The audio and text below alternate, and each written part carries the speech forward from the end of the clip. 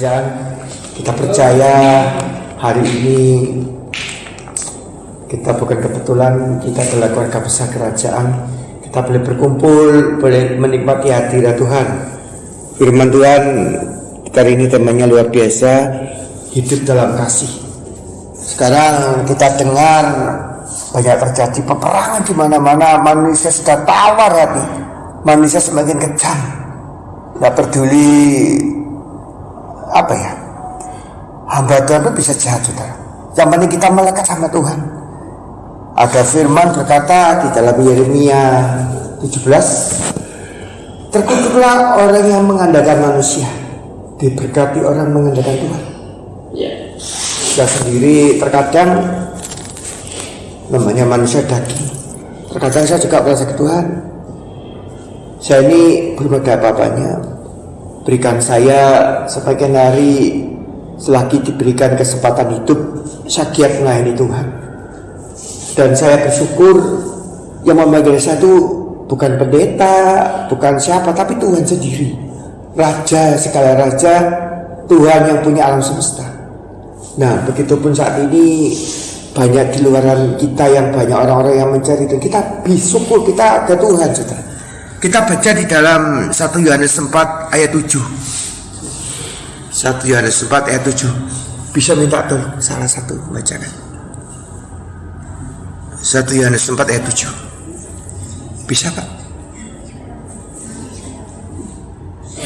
Yohanes 4 ayat 7. Saudara-saudara, Allah adalah kasih. Saudara-saudaraku yang kekasih, marilah kita saling mengasihi, sebab kasih itu berasal dari Allah. Dan setiap orang yang mengasihi lahir dari Allah dan mengenal Allah. Saudara-saudaraku yang kekasih, marilah kita saling mengasihi, sebab kasih itu berasal dari Allah. Jelas ya? Kadang-kadang orang banyak kasih itu apa? Berpura-pura di depan orang, pura-pura. Jelas ya? Dan setiap orang yang mengasihi lahir dari Allah dan mengenal Allah. Banyak orang katanya mengenal Tuhan, tapi kalau kita memberi kita udah tunda. Ilingo Pak, kamu tak tolong, dulu kamu miskin, sekarang tak kasih berkat, sekarang kamu kaya. Ilingo, betul banyak sekali. Tapi kita enggak loh, di sini luar biasa, jemaat ini dahsyat pokoknya. Nah, mengapa kita hidup harus di dalam kasih? Yang pertama apa? Nah, merupakan hukum terutama dalam yang pertama apa?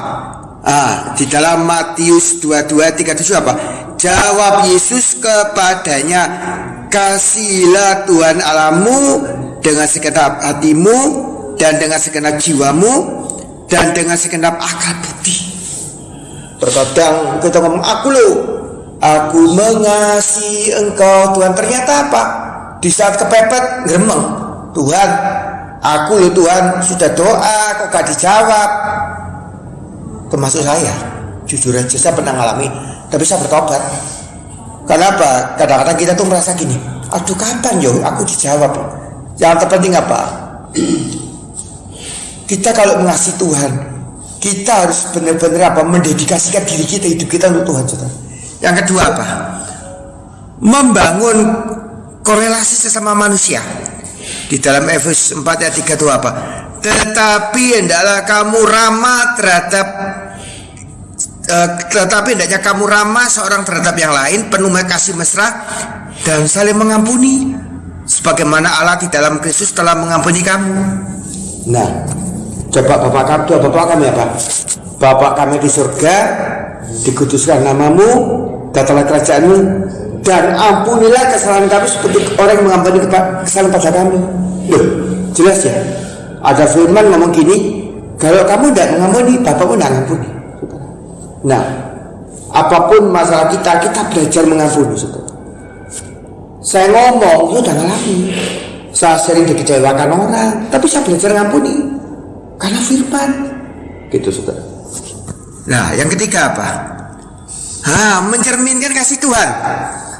Di dalam Yohanes 13 ayat 34, Aku memberikan perintah baru kepada kamu, yaitu supaya kamu saling mengasihi sama seperti aku dalam mengasihi kamu, demikian pula kamu harus saling mengasihi. Masalah nih, kadang-kadang kalau kecentok ngambul, marilah kita ini di sini nggak ada sempurna, seperti saya juga nggak sempurna. Kadang-kadang mencekno semua. Kita tuh belajar di sini, kita keluarga besar KPK Ebenezer, kita bersatu lah, kita keluarga besar tuh kerajaan Allah. Kita lihat Tuhan, mungkin kita lihat orang, kita lihat Tuhan aja lah, saudara. Kenapa? Kalau kita lihat orang, waduh, nggak sanggup, saudara. Selanjutnya apa? Bagaimana itu dalam kasih? Itu penting. Yang pertama apa? Mengasihi tanpa motivasi. Coba Pak Gatot. 1 Yohanes 3:18. Pak Gatot terus. 1 Yohanes 3 ayat 18. demikian bunyi firman Tuhan. Anak-anakku, Anak-anakku, marilah kita mengasihi bukan dengan perkataan, bukan dengan lidah, tetapi dengan perbuatan dan dalam kebenaran. Amin. Anak-anakku, mari kita mengasihi bukan dengan perkataan atau dengan lidah. Kebanyakan kita tuh Om Do ngomong tok, kamu tak ampuni, tak kasih. Jegeter apa? Omong doang. NATO, no action, no only. Bener ya? Harus dilakukan dengan keperbuatan, kebenaran. Nah, banyak orang mengasihi tapi motivasi aku mengasihi engkau. Saya dulu misalnya dulu masih pacaran tuh dulu ya, gimana supaya apa ya, saya mengasihi dia, ya namanya juga orang ya, kita saling mengasihi gitu, ada motivasinya. Jujur aja, kita nggak munafik dah. Nah, seperti juga kita belajar ya, memberi sesuatu itu dengan ikhlas, jangan suka ngundar. Saya memberikan misalnya sehari ini apa ya, nolong orang, saya lakukan itu seolah-olah untuk Tuhan, dan satu hal apa, Tuhan akan membalas. Yang selanjutnya apa? Mudah memaafkan, mau berdamai. Efesus 4 ayat 32. Tetapi hendaklah kamu ramah seorang terhadap yang lain, penuh kasih mesra dan saling mengampuni, sebagaimana Allah di dalam Kristus telah mengampuni kamu. Coba hari ini kita belajar, semakin banyak orang, semakin banyak karakter. Nah, ada firman ngomong gini, besi menajamkan besi manusia dengan sesama. Mari firman yang sederhana ini kita belajar untuk saling mengasihi, saling menerima satu sama lain. Apalagi kita keluarga besar di sini, kita belajar saling menerima. Nah, yang terakhir apa? Berlaku sabar dan murah hati. Di dalam Kolose 3:12 apa?